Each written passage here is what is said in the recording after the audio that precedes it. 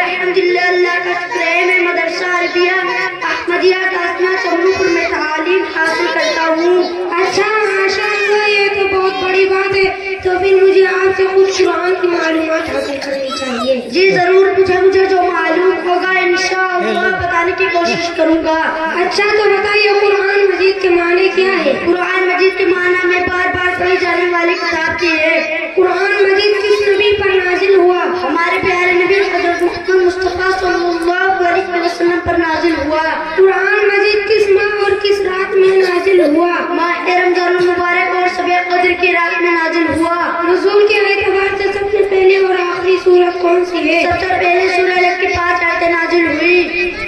ترتیب کے اعتبار سے سب سے پہلے اور آخری سورت کون سی ہے؟ سب سے پہلے سورہ فاتحہ اور آخر میں سورہ ناس ہے۔ مکمل قرآن مجید کتنے سالوں میں نازل ہوا؟ 23 سالوں کی مدت میں نازل ہوا۔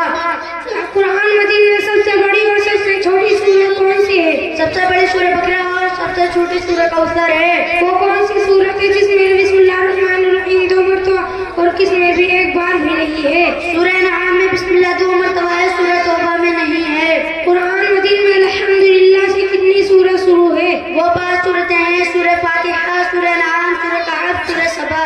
لفظ قل سے کتنی سورہ شروع ہے؟ وہ 5 سورتیں ہیں، سورہ جن، سورہ ناس، سورہ فلق، سورہ اخلاص، سورہ کافرون۔ وہ کون سی سورت ہے جس میں لفظ اللہ آیا ہے یا بار بار آیا ہے؟ سورہ قمر، سورہ رحمان، سورہ واقعہ میں ایک بار بھی لفظ اللہ نہیں آیا اور سورہ مجادلہ میں ہر آیت پر لفظ اللہ ہے۔ مدنی اور